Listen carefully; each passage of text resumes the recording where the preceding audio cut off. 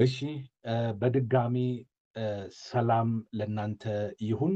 የዚህ አገልግሎት ተከታታይ ቤተሰብ የሆናችሁት ሁሉ በያላችሁበት የጌታችን የመድኃኒታችን የኢየሱስ ክርስቶስ ሰላምና ጸጋ ከሁላችሁ ጋር ይሁን እላለሁኝ።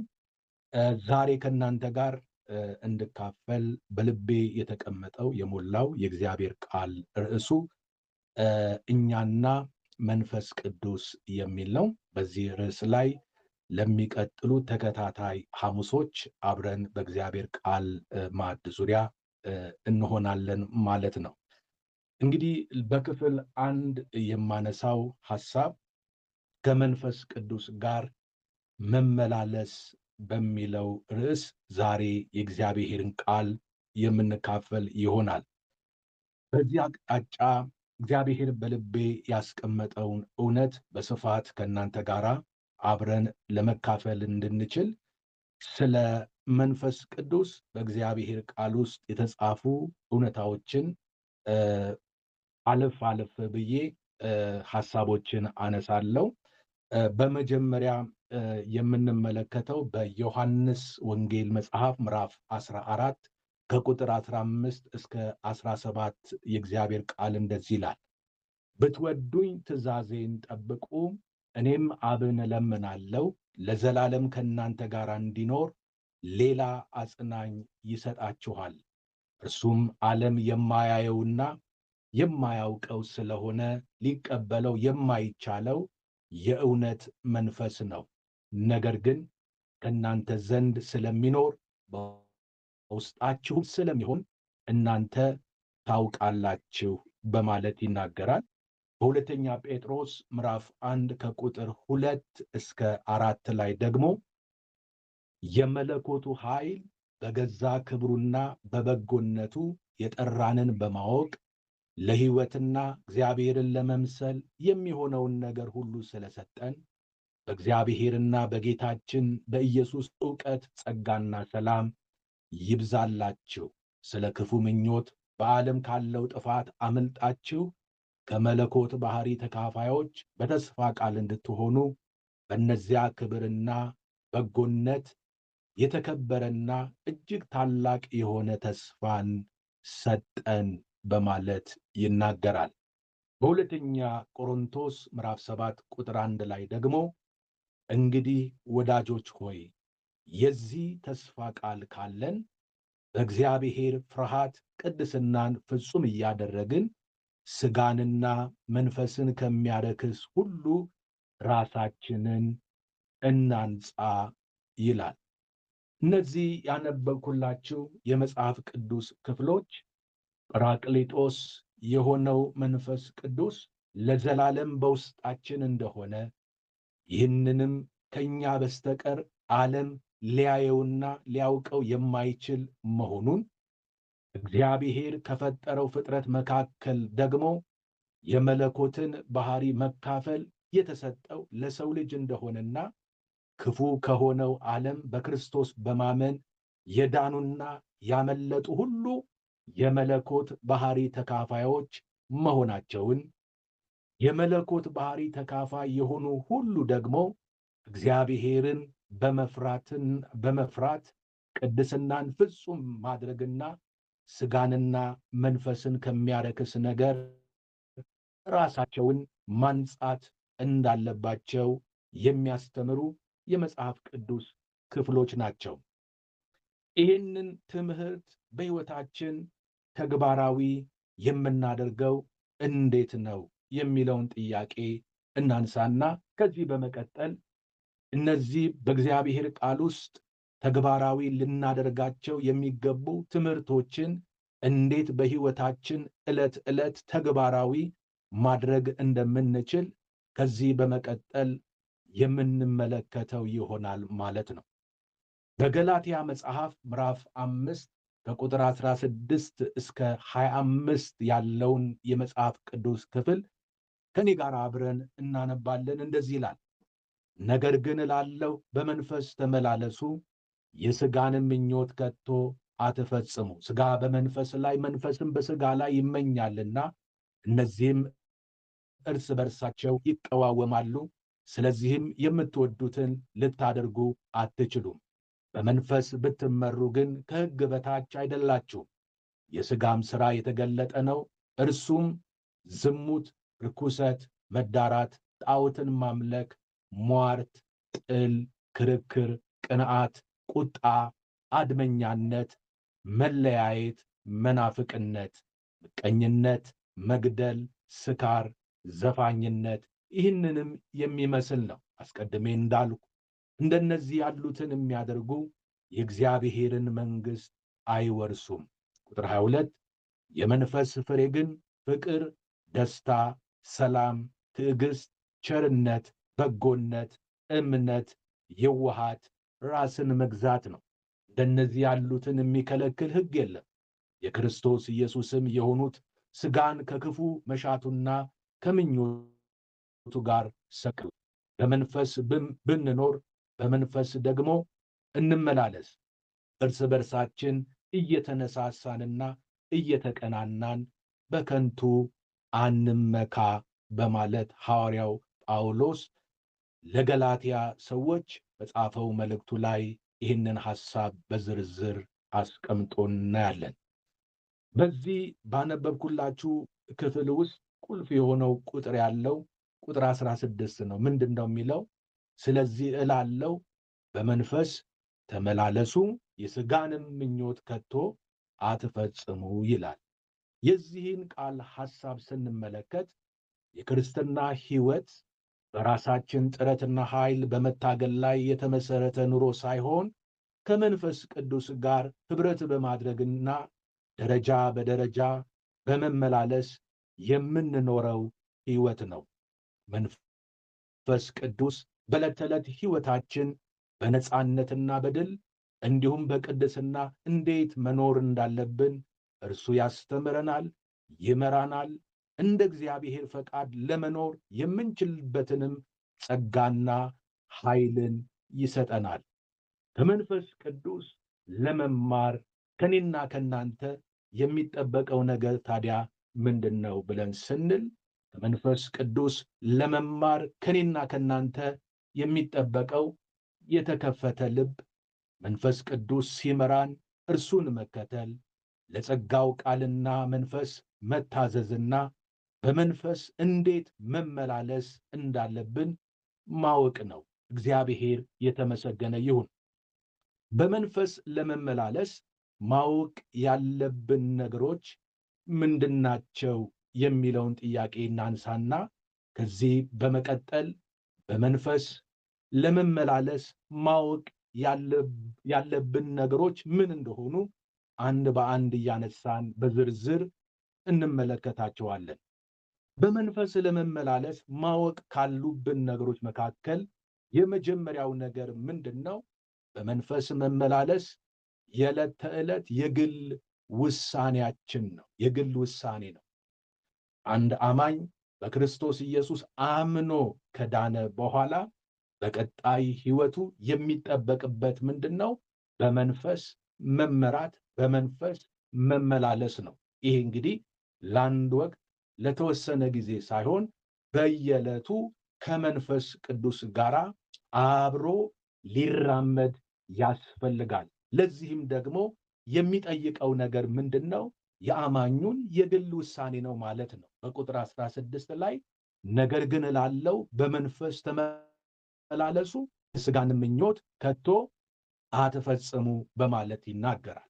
በዚህ ቃል ላይ እንግዲህ መመላለስ ወይም ደግሞ መራመድ የሚለውን ቃሉን ስንመለከት የማያቋርጥ ሂደትን ያመለክታል። አንዳንድ ጊዜ ሳይሆን የማያቋርጥ እንቅስቃሴ እንደሆነ እናያለን። መንፈስ ቅዱስ ደረጃ በደረጃ ወገኖቼ ሆይ ይመራናል እንጂ ፈጽሞ እኛን አያስገድደንም፣ አይጎትተንም ወገኖቼ ሆይ። ስለዚህ በመንፈስ ለመመላለስ መንፈስ ቅዱስ ሲመራን እርሱን መከተል ከኛ የሚጠበቅ ነው። ይሄ ደግሞ የማያቋርጥ ምንድን ነው? ሂደት ነው። ክብር ለጌታ ይሁን። የሆነ መንፈሳዊነት ሲሰማን ለተወሰነ ጊዜ በመንፈስ የምንመራ ከዛ ደግሞ በራሳችን ፈቃድ የምንመላለስ ሊሆን አይገባም። የእግዚአብሔር ቃል በመንፈስ ተመላለሱ ብሎ ሲያዘን ይሄ ሂደት የማያቋርጥ አልፎ አልፎ ሳይሆን ዕለት በዕለት በሕይወታችን ልንተገብረው ልንለማመደው የሚገባ እውነት ነው። ክብር ለመንፈስ ቅዱስ ይሁን። እንግዲህ ከኛ የሚጠበቀው ምንድን ነው? በየቀኑ መንፈስ ቅዱስ ሆይ ዛሬ ምራኝ በማለት ቀናችንን መጀመር ነው። በመንፈስ መመራት ምን ያህል አስፈላጊ እንደሆነ ከእግዚአብሔር ቃል ውስጥ አንድ ታሪክን አንስተን እንመለከታለን። ይሄ ታሪክ የሚገኘው በሐዋርያት ሥራ መጽሐፍ ምዕራፍ 16 ከቁጥር 6 እስከ 10 ባለው ክፍል ውስጥ ነው። እንደዚህ ይላል። በእስያም ቃሉን እንዳይናገሩ መንፈስ ቅዱስ ስለከለከላቸው በፍርግያና በገላትያ አገር አለፉ። በሚስያም አንጻር በደረሱ ጊዜ ወደ ቢታንያ ይሄዱ ዘንድ ሞከሩ፣ የኢየሱስም መንፈስ አልፈቀደላቸው። በሚስያም አጠገብ አልፈው ወደ ጢሮአዳ ወረዱ። ራእይም ለጳውሎስ በሌሊት ታየው። አንድ የመቄዶንያ ሰው ወደ መቄዶንያ ተሻገርና እርዳን እያለ ቆሞ ሲለምነው ነበረ። ራእዩንም ካየ በኋላ ወዲያው ወደ መቄዶንያ ልንወጣ ፈለግን፣ ወንጌልን እንሰብክላቸው ዘንድ እግዚአብሔር እንደጠራን መስሎናልና በማለት ይናገራል። እንግዲህ ታሪኩን ሳነብ እንደሰማችሁት ሐዋርያው ጳውሎስና ከእርሱ ጋር የነበሩ የአገልግሎቱ አጋር የሆኑ ሰዎች ወንጌልን ለመስበክ በተንቀሳቀሱበት የእስያ አውራጃዎች ላይ መንፈስ ቅዱስ እንዳይናገሩ ቃሉን እንዳይናገሩ ምን አላቸው ይላል? ከለከላቸው ይላል። እነዚህ ሰዎች ሕይወታቸውን የሰጡት ለወንጌል ነው፣ የሚኖሩት ለወንጌል ነው፣ የወጡት ወንጌልን ለመናገር ለመስበክ ነው። ይህንን ለማድረግ ታዲያ ምንም እንኳ ጥሪ ቢኖራቸው ሸክም ቢኖራቸው ለዛ ለተጠሩበትና ለተሸከሙት ነገር እግዚአብሔር ወደሚፈልገው አቅጣጫ የተጓዙ ቢሆኑም መንፈስ ቅዱስ ግን እርምጃዎቻቸውን፣ ሐሳባቸውን፣ ፈቃዳቸውን ይቆጣጠር ስለነበረ እርሱ እንዲናገሩ ባልፈቀደበት ስፍራ ላይ እንዲናገሩ አላደረጋቸውም። ምንድን ያደረገው? ከለከላቸው ይላል። ከዛስ በኋላ በፍርግያና በገላትያ ሀገር አልፈዋል።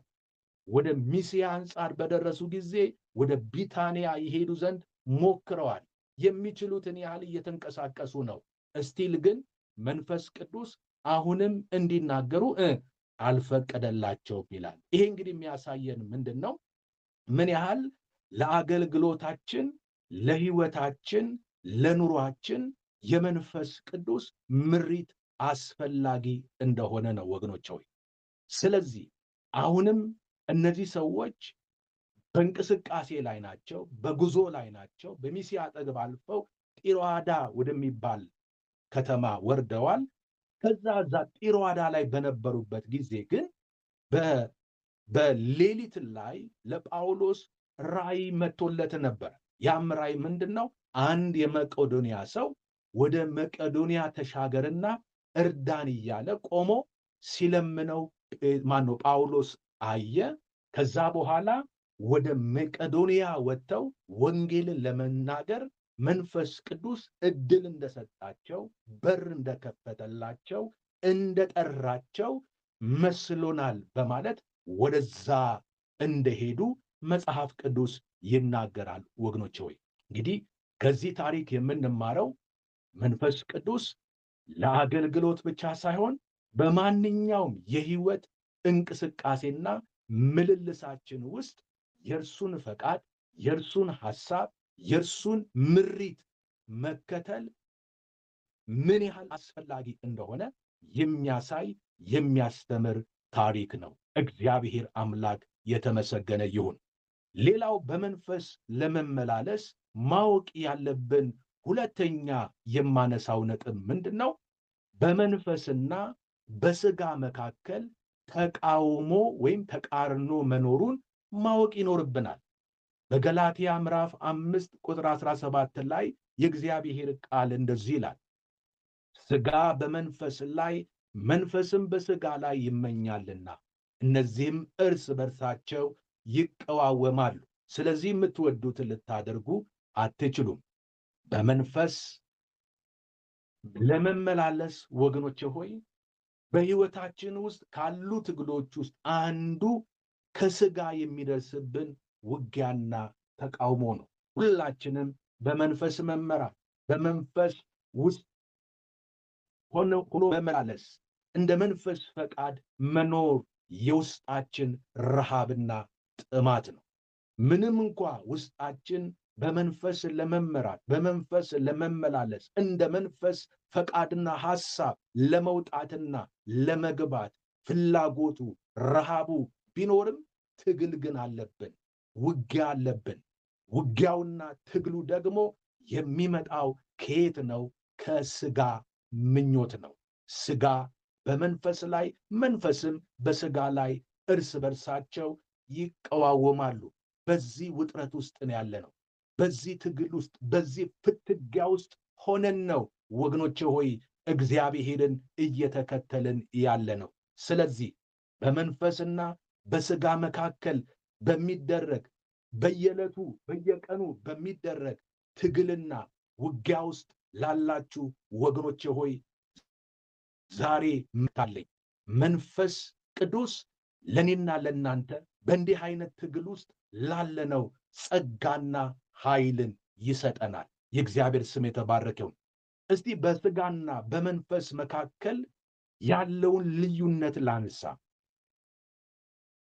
በሥጋና በመንፈስ መካከል ያለውን ልዩነት ሳነሳ የመጀመሪያው ምንድን ነው? ሥጋ በባህሪው ከእግዚአብሔር መንገድ ከእግዚአብሔር ፈቃድና ሐሳብ ውጪ እንድንወጣ ሥጋ በምኞት አማካኝነት ምን ያደርጋል? ይጎትተናል። እግዚአብሔር ወደማይከብርበት፣ እግዚአብሔር ደስ ወደማይሰኝበት፣ ለእኛም ረፍትና ደስታ ሰላም በማይሰጥበት ጎዳና እንድንሄድ ሥጋ ምን ያደርጋል? ይጎትታል። ተመልከቱ፣ በእንዲህ አይነት ጉተታ ውስጥ ሕይወታችን ይያዛል። መንፈስ ደግሞ ሥጋ ከእግዚአብሔር መንገድ ለማውጣት እኛን ሲጎትተን፣ መንፈስ ደግሞ በባህሪው በእግዚአብሔር መንገድ ፈቃድ ሐሳብ ውስጥ ይመራናል። ክብር ለመንፈስ ቅዱስ ይሁን። በመንፈስ መመላለስ ማለት ታዲያ የሥጋን ምኞት እምቢ በማለት ለእግዚአብሔር ሐሳብ እሺ ማለትና ፈቃድን ማስገዛት ነው። የጌታ ስም የተባረከ ይሁን። በመንፈስ ለመመላለስ በምናደርገው ትግል ውስጥ በእያንዳንዳችን ሕይወት ውስጥ ያለ መንፈሳዊ ጦርነት በመሆኑ መንፈስ ቅዱስ የሥጋን ምኞት ለማሸነፍ የምንችልበትን ብርታትና ኃይልን ይሰጠናል። ክብር ለእግዚአብሔር ይሁን። የሥጋን ምኞት ለማሸነፍ ማድረግ ብንን ነገሮችን ላንሳ። የሥጋን ምኞት ለማሸነፍ ማድረግ ያለብን የመንፈስን ምሪት መከተል፣ በሥጋችን ድምፅ ወይም ምኞት ላይ የመንፈስን ድምፅ ወይም ፈቃድ ደጋግሞ ማወጅ፣ በመንፈስ ለመመላለስ ፈቃደኛ መሆን።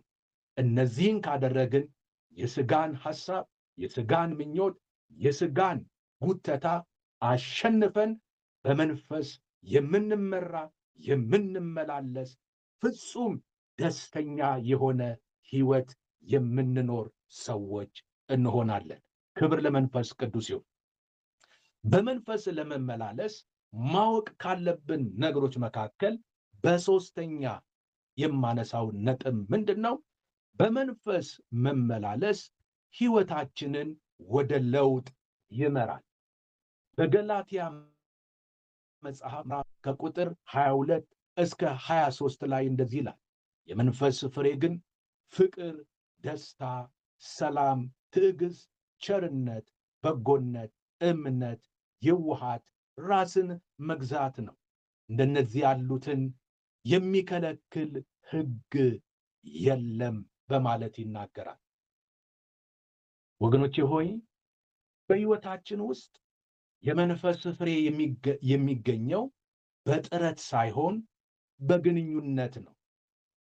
ስለሆነም ከመንፈስ ቅዱስ ጋር ባለን ግንኙነት ላይ ትኩረት ማድረግ አለብን።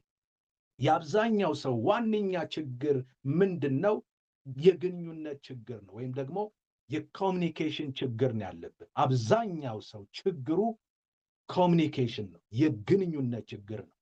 በሮሜ 8:26 ላይ እንዲሁም ደግሞ መንፈስ ድካማችንን ያግዛል፣ እንዴት እንድንጸልይ እንደሚገባን አናውቅምና፣ ነገር ግን መንፈስ ራሱ በማይነገር መቃተት ይማልድልናል በማለት ይናገራል። እዚህ ላይ እንዲሁም ደግሞ መንፈስ ድካማችንን ያግዛል ብሎ እንዴት እንድንጸልይ እንደሚገባን አናውቅምና የሚለውን ቃል ስንመለከት እንዴት እንድንጸልይ እንደሚገባን አናውቅም ሲል ጸሎት ግንኙነት ነው፣ ኮሚኒኬሽን።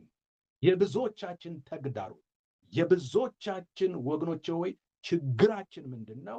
ከእግዚአብሔር ጋር እንዴት ኮሚኒኬት ማድረግ እንዳለብን ዕውቀቱ የለንም፣ መረዳቱ የለንም። ችግር ነው ያለብን በዚህ አቅጣጫ። እንዴት እንደምንጸልይ እንደሚገባን አለማወቃችንን የነገረን ደግሞ የእግዚአብሔር ቃል ነው። ወገኖች ሆይ ብዙዎቻችን የምናውቅ ይመስለናል፣ ግን አናውቅ። የምንረዳ ይመስለናል፣ ግን አንረዳም። ብዙ የማይገባን፣ ብዙ ማንረዳው፣ ብዙ ያልደረስንበት፣ ብዙ ያልበራልን ሰማያዊ ምስጢራቶች አሉ። ከነዚህ ምስጢራቶች መካከል አንዱ ምንድነው? ኮሚኒኬሽን፣ ግንኙነት ወይም ጸሎትን ወገኖች ሆይ። ስለዚህ እንዴት እንደምንጸልይ ካወቅን፣ ከተረዳን፣ ከገባን፣ እንዴት ከእግዚአብሔር ጋር ግንኙነት ኮሚኒኬት ማድረግ እንዳለብን ከተረዳን ወገኖች ሆይ ያ ለመንፈሳዊ ሕይወታችን ማፍራት ያለብንን ፍሬ ጥረን ግረን ሳይሆን ከግንኙነት የተነሳ በሕይወታችን መንፈሳዊ ፍሬዎች መታየት መገለጥ ይችላሉ። ክብር ለመንፈስ ቅዱስ ይሁን። እነዚህ የመንፈስ ፍሬዎች ማለትም ፍቅር፣ ደስታ፣ ሰላም፣ ትዕግስት፣ ቸርነት፣ በጎነት፣ እምነት፣ የዋሃትና ራስን መግዛት ከእርሱ ጋር ከመንፈስ ቅዱስ ጋር የግንኙነትና የመቀራረብ ውጤቶች ናቸው። ግንኙነት ስንል ህብረትን የሚያመለክት ነው። መቀራረብ የሚለው ደግሞ ኢንቲሜሲ የሚለውን የሚያሳይ ከመንፈስ ቅዱስ ጋር መገናኘት ህብረት ማድረግ ብቻ ሳይሆን ኢንቲሜሲ፣ መጠጋጋት፣ መነካካት። ሃሌሉያ! ይህንን በሕይወታችን ልንለማመድ ያስፈልጋል። ከመንፈስ ቅዱስ ጋር ያለን ግንኙነት ምን ይመስላል? ያለን ኢንቲሜሲ፣ ቅርርቦች ምን ይመስላል? ወገኖች ሆይ መንፈስ ቅዱስ ከእርሱ ጋር በተገናኘን በተቀራረብን መጠን ሕይወታችንን ይመራል። አሜን። ከዛስ በኋላ መለወጥ ይከተላል። አያችሁ፣ ከእርሱ ጋር ስንገናኝ ስንቀራረብ ተፈጥሮአዊ በሆነ መልኩ ምን ይሆናል? ሕይወታችን እየተቀየረ ይመጣል። እየተለወጥን እንመጣለን። ክብር ለመንፈስ ቅዱስ ይሁን። ስለዚህ በሕይወታችን የመንፈስ ፍሬዎችን ለማፍራት ማድረግ ያለብንን 3 ነገሮችን ልጥቀስና ወደሚቀጥለው አልፋል። በሕይወታችን የመንፈስ ፍሬዎችን ለማፍራት ማድረግ ያለብን ከመንፈስ ቅዱስ ጋር ህብረት ማድረግ። ሁለተኛው ከመንፈስ ቅዱስ ጋር እንደተገናኘን መቆየት። ሌላው ሶስተኛው የመንፈስ ቅዱስን ምሪት መከተል። እነዚህ 3 ነገሮች ወሳኞች ናቸው። ከመንፈስ ቅዱስ ጋር ህብረትን ማድረግ፣ ከመንፈስ ቅዱስ ጋር እንደተገናኘን መቆየት፣ የመንፈስ ቅዱስን ምሪት መከተል እንጂ የመንፈስ ፍሬዎችን ለማፍራት በራሳችን መታገል አይጠበቅብንም። ክብር ለመንፈስ ቅዱስ ይሁን። ሌላው በመንፈስ ለመመላለስ ማወቅ ካለብን ነገሮች መካከል የማነሳው አራተኛው ነጥብ ምንድን ነው? ከመንፈስ ጋር አብሮ መራመድ የሚለውን አነሳለሁ። በገላትያ መጽሐፍ ምዕራፍ 5 ቁጥር 25 ላይ እንደዚህ ይላል፣ በመንፈስ ብንኖር በመንፈስ ደግሞ እንመላለስ ይላል። እዚህ ላይ መንፈስ ቅዱስ መሪ ነው፣ ይመራናል። ነገር ግን አይጎትተንም፣ አያስገድደንም። መንፈስ ቅዱስ ሲመራን እርሱን ከተከተልን ሕይወታችን ወደፊት እንጂ ወደ ኋላ አይሄድም። ከአንድ የክብር አቅጣጫ ወደ ሌላኛው የክብር ጫፍ ያሸጋግረናል። መንፈስ ቅዱስ ሲመራን እኛ ከተከተልነው ወገኖቼ ሆይ በብርሃን እንጂ በጨለማ አንመላለስም።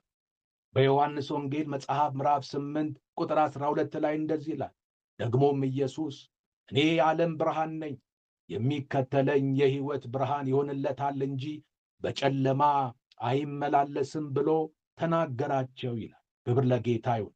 በሕይወታችን ውስጥ ያለውን ብሩህነት፣ በሕይወታችን በኑሯችን ላይ ያለውን ብርሃን ብለን ስንል ደስታ፣ ሰላም፣ በጎ ነገር፣ መልካም ነገር ሁሉ ተጠቅልሎ ያለው በብርሃን ውስጥ ነው።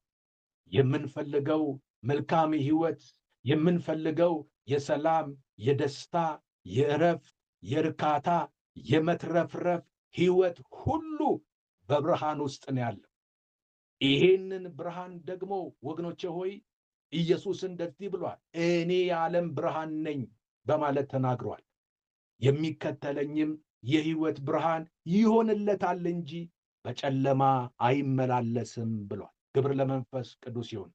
በሕይወታችን ያለውን ብሩህነት፣ በሕይወታችን ያለውን ደስታ፣ በሕይወታችን ያለውን እርካታ፣ በሕይወታችን ያለውን ሰላም የሚወስነው ይህንን ሊያደርግ የሚችለውን ጌታ መከተላችን ነው።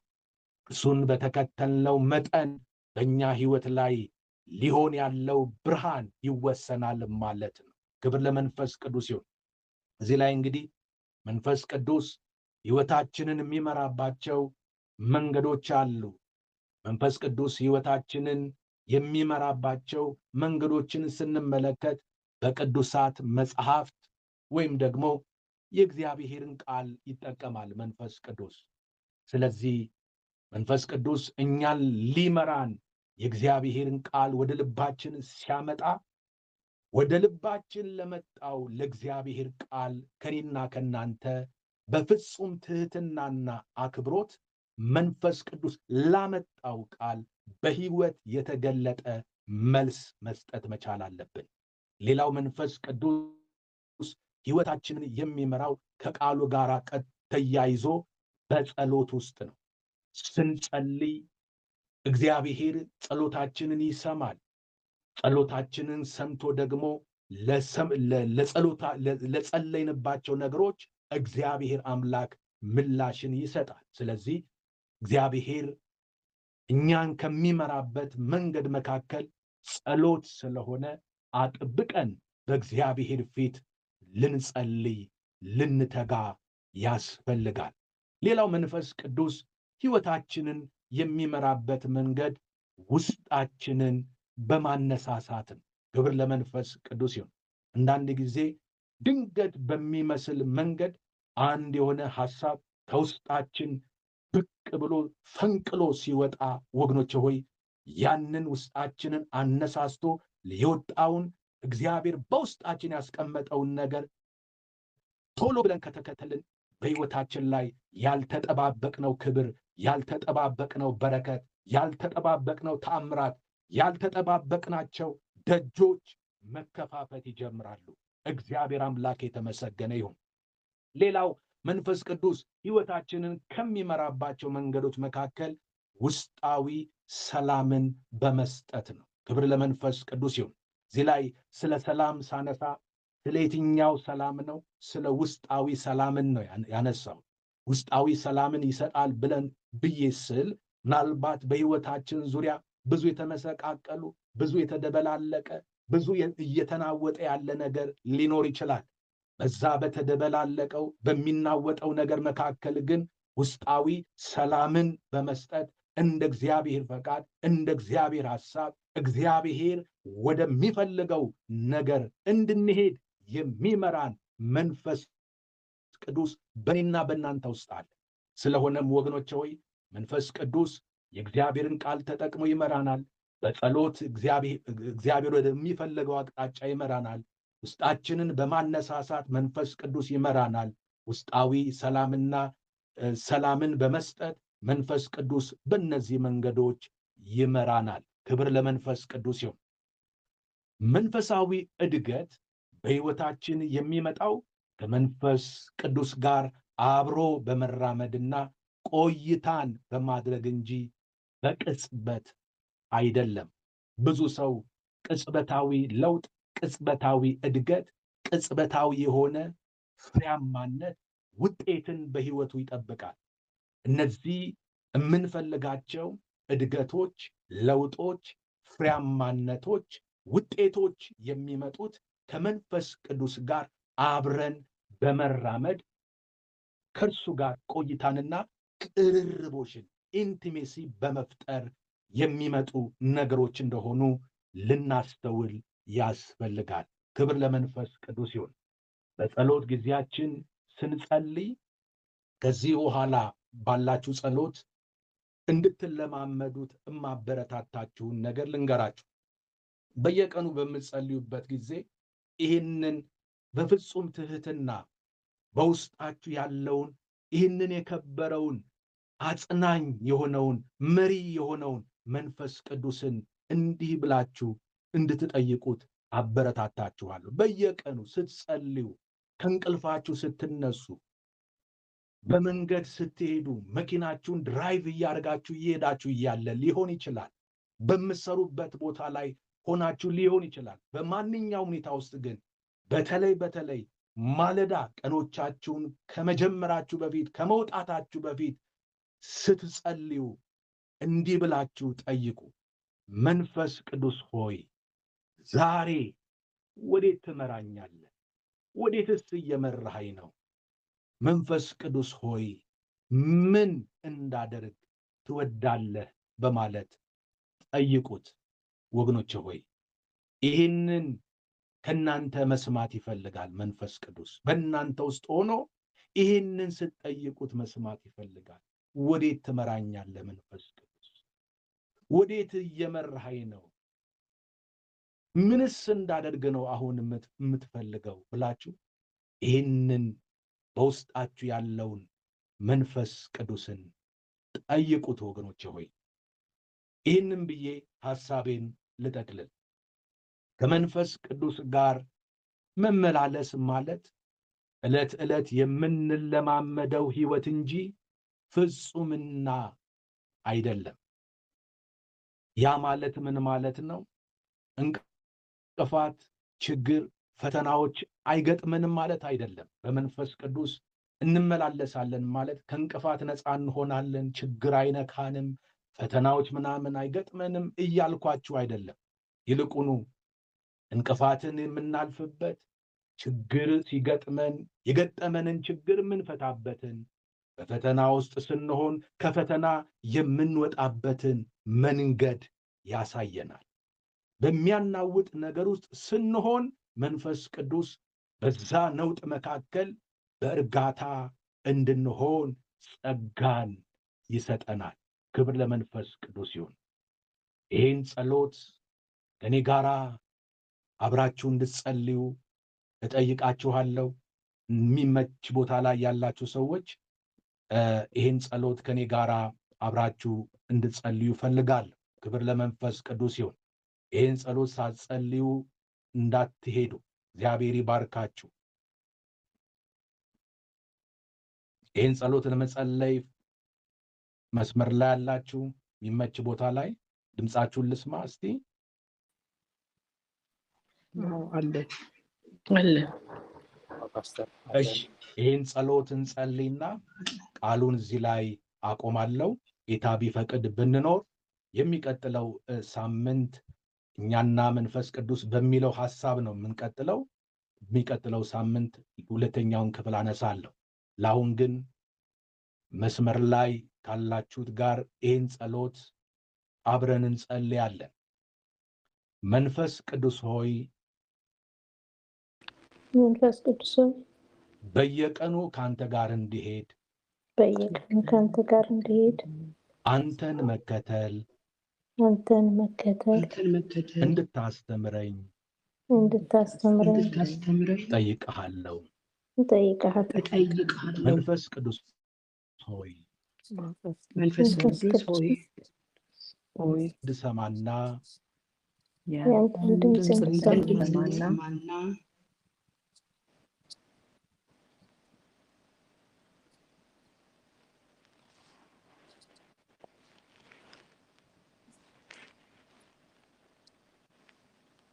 እርዳኝ።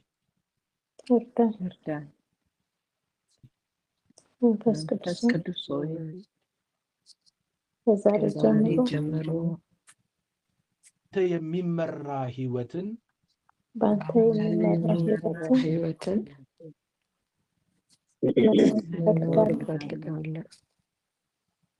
እፈልጋለሁ። ከአንተ ጋር መቀራረብን እፈልጋለሁ። እርዳኝ።